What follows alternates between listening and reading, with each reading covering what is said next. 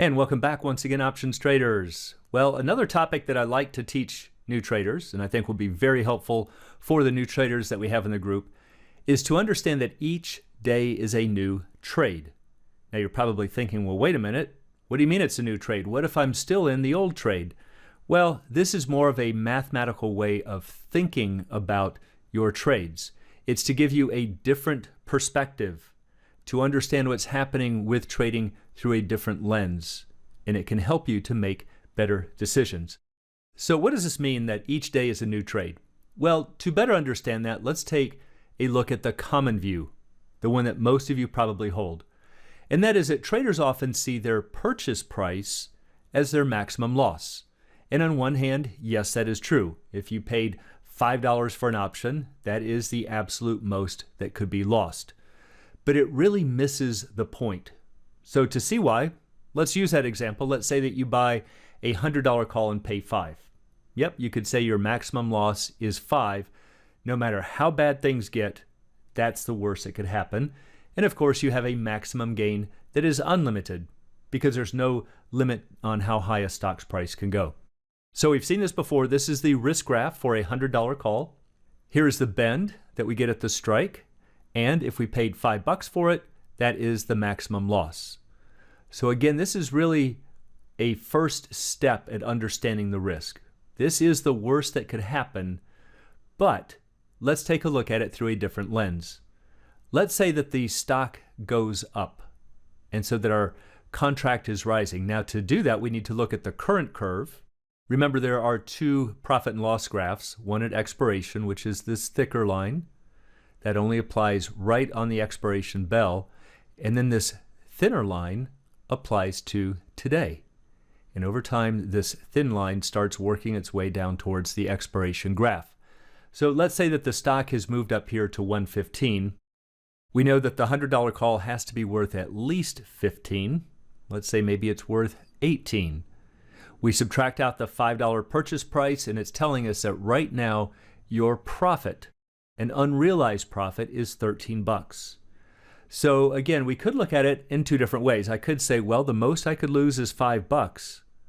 But the better way to say it is that money is money, and that right now you could lose 18 or 1800. And so I'd rather see traders look at this as being the maximum loss, not the amount that you had put into it. Why? Well, you could choose to close your contract right now. If the current market price is 18, again, this graph is showing the net profit, so 18 minus your $5 cost is 13, but you could close it for 18. And if that's true, and you're choosing to not close it, well, then that really should be viewed as your maximum risk. So here's another way to understand it. If the contract is currently worth 18, you could close it right now and turn right around and buy it 1 second later for 18. And then in that case, you'd probably say, oh yeah, my cost basis is 18 and my maximum risk is 18, even though all you did was buy it and sell it within a second. So with the contract up here at 18, you really should be seeing this level as your maximum loss. What if the stock rises all the way up here to 125? Well, we know the time value is going to be very small out here. Maybe the contract is trading for $26. We subtract out the $5 paid, and now we have an unrealized gain of 21. So again, you could say, well, my maximum loss is down here at $5. But the better way to see it, the way that professional traders look at it, is to say, well, that's not really true. Why? Money is money. The contract doesn't know what you paid for it. All we know is that you are holding an asset right now worth 26 bucks or a $21 profit to you, and you are choosing to hold it. So if you hold it and you lose it all, your maximum loss is really the current value of that contract. So it's really just a way of always saying, be aware of how much the contract or the stock or the mutual fund or whatever it is that you have is worth at that moment, because that's really the true risk that you have at that moment. And what matters for financial risk management? Not the risk back then or the risk on the day that you bought it, but the risk right now. So this is also why the hedging, rolling, and morphing that I often talk about is so critical. If you paid $5 for the contract, maybe we have the ability to roll it up here to the 110. And now we've got this kind of this locked in gain. Now, of course, we're still right back into the same trap. We can't look at the current value of this contract and say that we have no risk just because I have a guaranteed profit. This is, again, part of the point of this video. Just because you get into this guaranteed situation, don't look at that as free money or no risk. Your risk is always the value of the current asset. What's nice about the rolling is that, yes, it does get your principal off the board, and it does give you a guaranteed return, but it's not managing the current risk. So yes, we do have the room for unlimited upside, as we did back here on this black risk graph, but we're just starting to sweep off some credits. And this is, again, one of the most powerful tools that you can use as an options trader. Now, to further drive home the point about that your risk is really the value at the moment, at today's value, let's take a quick look at futures contracts. Now, I know that most of you probably do not trade futures contracts, but there's a neat little feature that will help you to understand this concept. And in the futures market world, they do what is called marking to market. And these contracts are marked to market each day. So to see what that means, let's look at an example. And in round terms, let's say that gold is trading for 1900, and you buy a futures contract for $2,000. So that's the current price of this contract.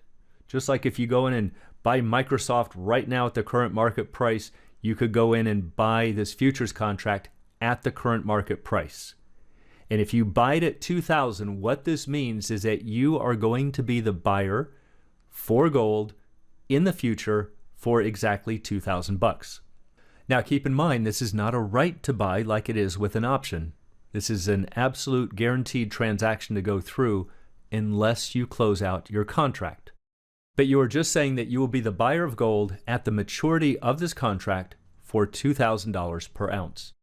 Now, if you bought this contract for $2,000, somebody had to sell it to you. So this seller would show that they are short the contract at $2,000. They have sold it. But now let's say that the next day gold is $2,100. What happens? Here's where it gets interesting and where the mark-to-market process kicks in. The buyer's account will be credited with $100 cash. That's just the difference between the current market price of $2,100 and the price that they agreed to pay. The seller's account will be debited for $100, and that's where this credit is coming from for the buyer. It is just getting swept over from the seller's account to the buyer's, and that's because the price went up. Rising prices are certainly good for the buyers and bad for the sellers. Now, the opposite would happen if the price came down. But we're just going to look at it as if the price goes up, and you'll get the idea of what's going on with marking to market. So what's happening with marking to market is that mathematically, you are closing these contracts at $2,000 and rewriting them at $2,100. Now, again, this is not physically what happens in your account. You're going to look in your account, and it's still going to show that you are the buyer at $2,000.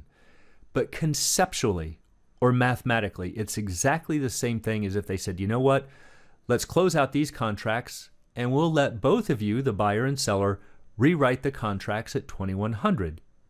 So if you are now the potential buyer at $2,100, but you also received a $100 credit, mathematically that's the same thing as saying you are buying at $2,000, exactly the value of the original contract. The seller is now rewriting the contract at $2,100, which certainly looks like a good thing, right? He was under contract to sell at $2,000. He's now going to rewrite it at $2,100, but he's been debited for $100, which means that mathematically he is only receiving $2,000, exactly what he agreed to back here when he first placed the trade. So the main thing to understand is that if the price rises to $2,100 the next day, the contract is effectively rewritten at $2,100. And the thing that's nice about this, even if you're not trading futures contracts, is to just pretend that this is how it works for stocks or for options, is to say, am I a willing buyer at $2,100? Or am I a willing seller at $2,100? Because these debits and credits are forcing you to take a hard look at it. and not letting these potential losses accrue in the account.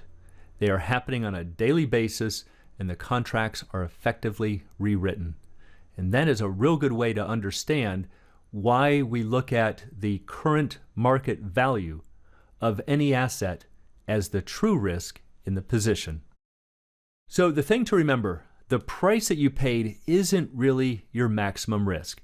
Yes, you could say that that's the principal amount that you put into the trade, and you certainly can't lose any more than that, but it's a terrible way to approach risk management. And the reason is that at each higher price, you have the choice to sell. And choosing to remain in the trade is identical to entering the trade on that same day. You're saying, no, I don't want to sell it. I want to remain in the trade. And mathematically, that's no different than buying the trade on that day at that new higher price.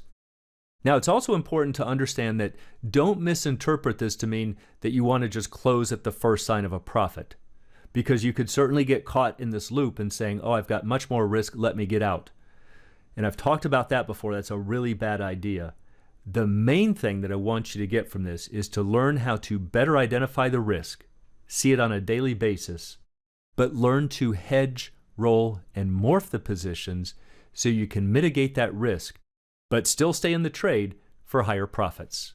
And so for anyone who'd like to learn more about the art and science of options trading, please check out the Alpha Trader course, Strategy Lab, and a technical analysis course. It's all at optionsatoz.com. Also, please join us on the Facebook trading group, Options A to Z, and you can find a link in the description below.